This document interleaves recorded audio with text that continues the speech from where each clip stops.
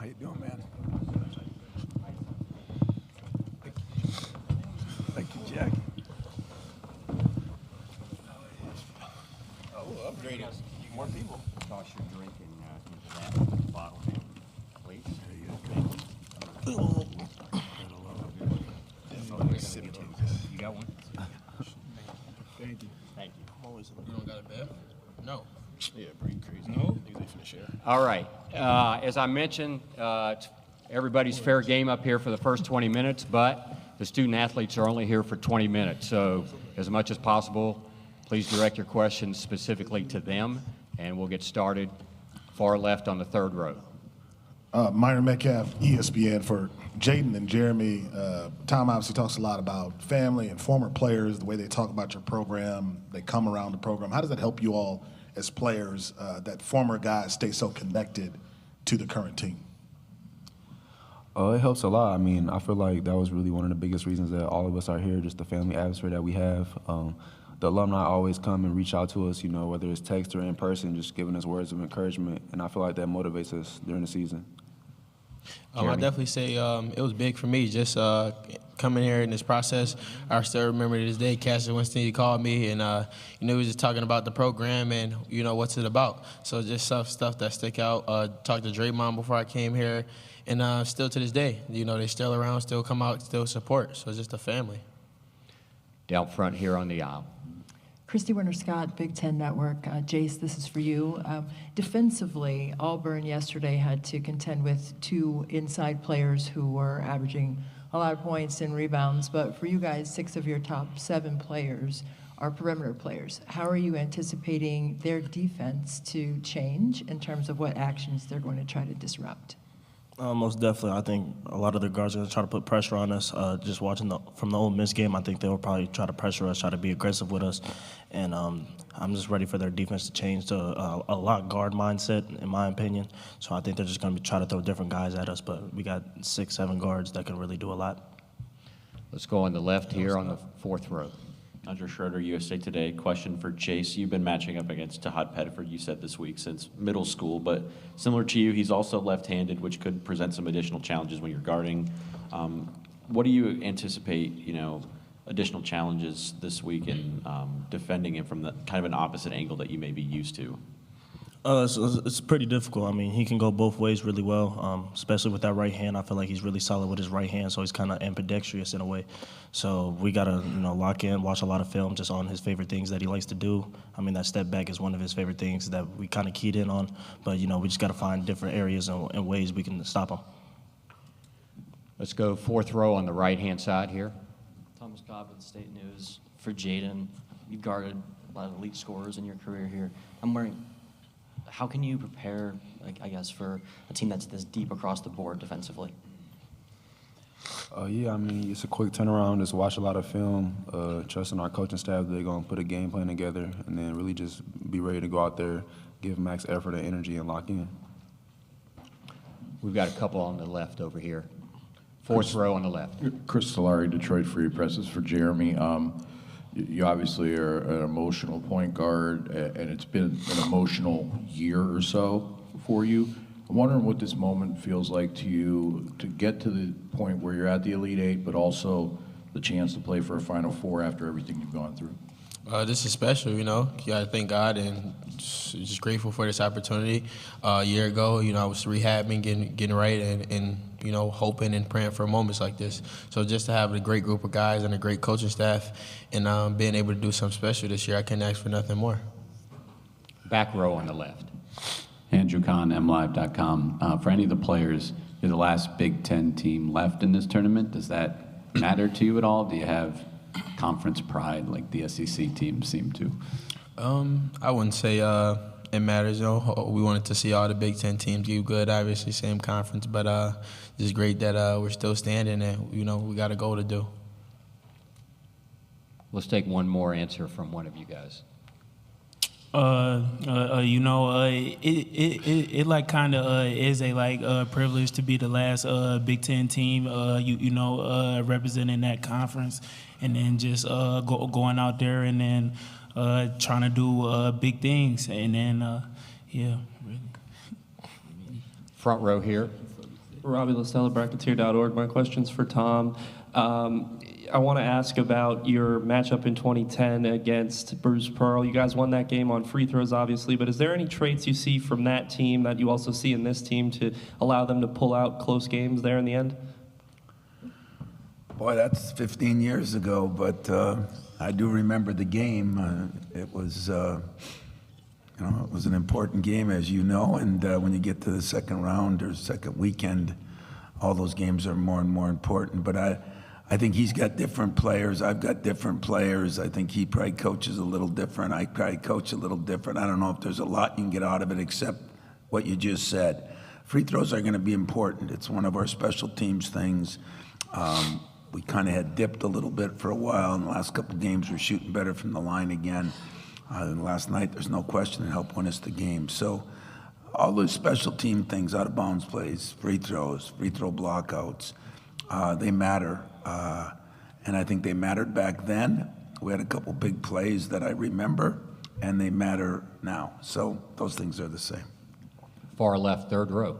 Myron Metcalf, ESPN. For Jase, in college basketball history, there aren't that many high-level players who have sons that are high-level players at the same school. How have you handled just the weight of that and the pressure attached to that at Michigan State? Definitely try to come in, try to play as confident as I can. When I first came here, my mindset was we're two totally different players, so there's not as much pressure on me to go out there and try to do things that he did, because I know I can't jump 40 feet in the air. So for me, you're right. So for me, just go out there, play with as much fun, play with joy, and just go out there and have fun. Down front, first row. Christy Winter-Scott, Big Ten Network. Coach Izzo, this is for you. With their trifecta, if you will, of scores that combined for 62 points yesterday, Broome, Jones, and Pettiford, what defensive challenges do they pose with how they were able to manufacture that level of offense? Yeah, I mean, they're all different, of course, but Broome is an incredible player, but the other two guys can make shots, and they can make shots from a lot of different places, and to get 62 other points, these guys are going to be challenged a little bit. We're going to have to do some different things with Broome because he scores it in so many different ways, and we got a couple different things we'd like to do with him. But the other ones are just defend from long range, short range. They can put it on the floor. They can shoot it from the logo. We're just going to have to try to make sure we contain them. We're not going to stop them, but we're going to contain them. And if we can do that, we can get some rebounds, we can run, and I think that is a big part of our game too. On the right, on the fourth row. Thomas Cobb with the State News for Coen. I'm wondering, with last night being your first career start in your hometown in the Sweet 16, what kind of lessons did that teach you heading into the bigger stage? Yeah, I think I had a lot of excitement going into that, and I didn't really play how I wanted to the first half. So, just staying with it, listening to my teammates, staying with it. They helped me a lot through that. So, yeah, just staying with it, listening to my teammates, and just keep having fun, Even though you might not be playing as good as you want to, you still got to stay locked in and be ready when the opportunity comes. Third row on the far left. Myron Metcalf, ESPN again. Tom, Bruce said Michigan State can't play the, quote, underdog role because you're in the Kansas, Kentucky, Duke level, and Auburn hasn't historically been there. So I want to know your response to that. And then he also mentioned that the SEC's recent success against the Big Ten has been in edge and athleticism. I wanted to know your thoughts on that as well. Yeah, I don't know. I mean, every team's different, and Bruce has done a hell of a job at a couple different SEC schools, Tennessee and, of course, Auburn. And, I'm just grateful for who I have and what I have. We're different teams in a lot of different ways. We're similar teams in a lot of different ways. But I don't know what's an underdog. You get to this point, and there are no underdogs. If he wants to make us a favorite, I'm cool with that. If he wants to make us an underdog, I've been in that role before too. I think that's the advantage of being where I've been. And, we've been a 1 seed and got to a Final Four, and we've been a 7 seed and got to a Final Four. So I don't know if the seed matters. I don't know if the underdog matters. I think the players matter and how they play the game. Coaches get credit. The players play the game. And So I look at it as if we win, I'll take the credit. If we lose, I'll blame the players. You know, that's what good coaches do. Down front here on the first row. Robbie LaStelleBractier.org. My question's for Jase. Building off the earlier question about your matchups with Tahad, thinking back on that when you guys were on the AAU circuits, what's that feeling like now matching up in the Elite Eight? Is it kind of surreal to think back and be like, wow, we were in the AAU and now we're here? Oh, definitely. When you get to play guys you've grown up with and just played at AAU circuits, camps, it's super fun, get to play them at the highest level. So just to have that matchup in the Elite Eight, it's special. Down front here on the left. Christy Winter-Scott, Big Ten Network. Jaden, this is for you.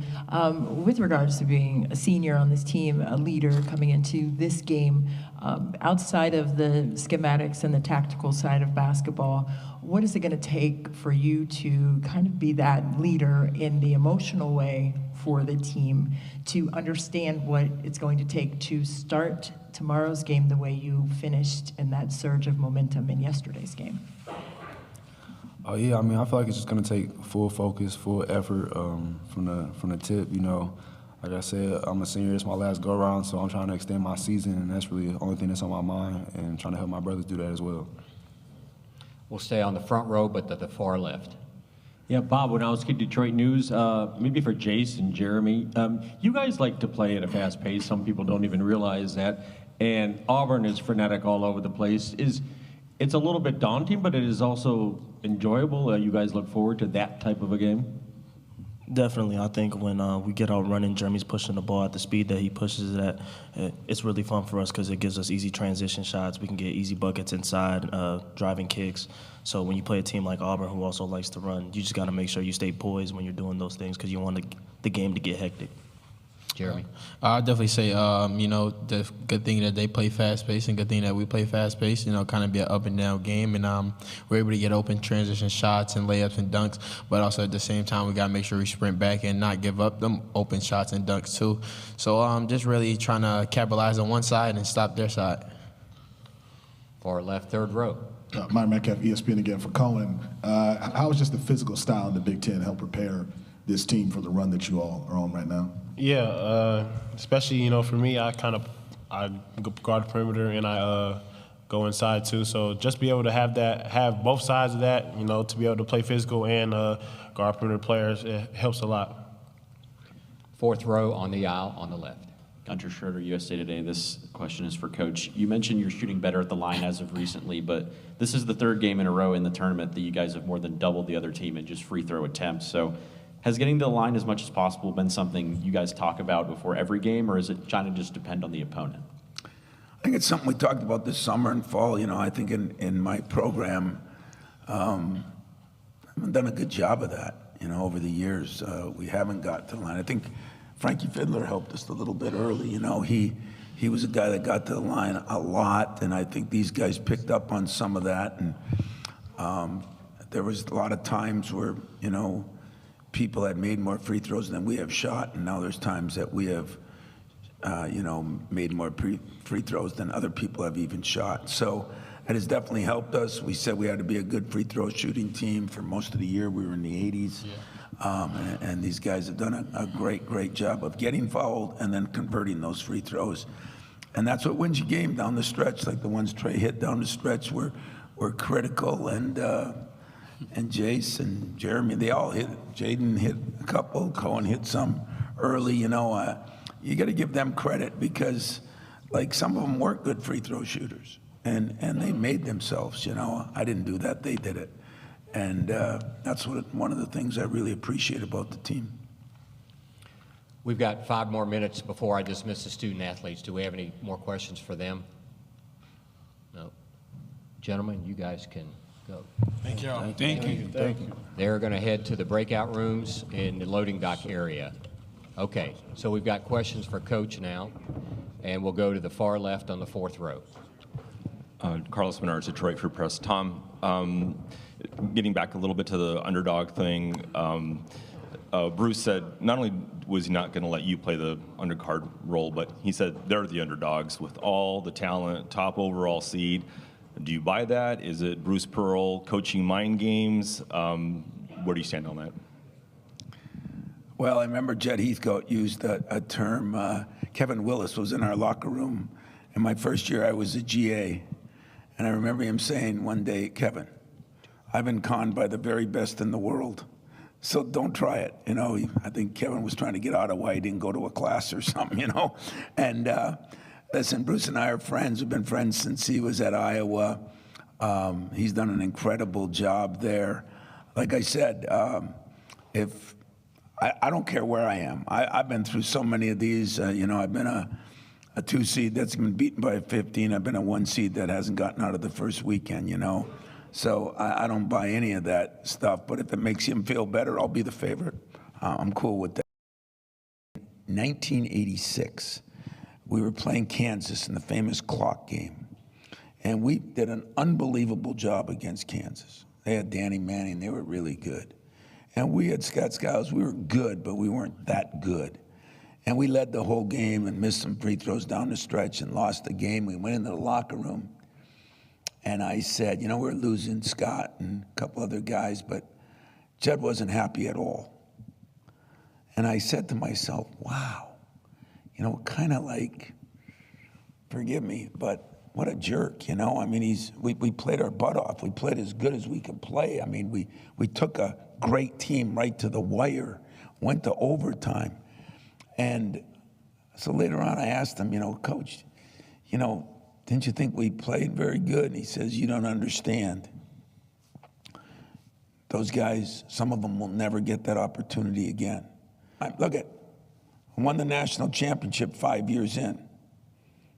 25 years later, haven't won another one. So every time I play, I don't look at my end is near. I look at I have an opportunity to do something that you may never get another opportunity to do again. And that's kind of the way I approach it. And so I don't feel any pressure that, you know, wow, you know, you might not get it. The pressure is you might not get another chance. Having nothing to do with how old you are or anything else, just fact of life. You might not get another chance. Let's stay on the left at the fourth row. Yeah, hey Tom, Tony Garcia, Detroit Free Press. The 8 remaining teams in this tournament are the top 8 teams in KenPom. I know you've had thoughts about the portal, or the urinal as you call it, redistributing talent. I wonder if you think maybe that speaks to that at all, but more specifically to your program. You said you wanted to get back to this point last year. How proud of you are the fact that you are in that group? I'm really proud of these players. I mean, they've done a lot more than a lot of people know. I mean, you ask them to sacrifice a little bit. You know, it's not like somebody should have played a bunch more minutes, but 3-4 minutes here or there. They sacrificed. They sacrificed that there's been 9 different leading scorers on our team. I mean, that just doesn't normally happen. But, you know, as you go through the year and you think about, and people get upset about, well, he didn't get to play as much as his average isn't quite as high as this, as that. Just depends what's important. Because we're still playing, which means we're relevant. People are talking about our guys. So that exposure helps them. And I really believe that these kids have learned how to sacrifice. And some of them had to wait their turn a little bit. And some of them will play at the next level, maybe. And when they get there, they're going to probably wait their turn again. They're probably going to sacrifice again. And that's what I love about what I do. I think these are all life lessons. I think this is the way it's going to be. I think sometimes right now we're leaning towards Disneyland, and the real world's not Disneyland. So I am proud of every one of them. I mean, every one of them. I mean, Frankie Fiddler was starting at the beginning of the year. He played 8 minutes in some games later on, you know. Sapala, as you said, didn't play a minute yesterday. Wasn't all his fault. It was a different concept in sports. You know, we had to do whatever we could do to win a game. And to me, that seems like a pretty good concept, because Sapala is still going to benefit. He didn't play last night. He'll play tomorrow. But more importantly, we're still playing. He's still relevant. And that's what I think is cool. There's a lot of guys that haven't played. A lot of good players didn't even make the NCAA tournament. There were some good players that didn't even make the Big Ten tournament.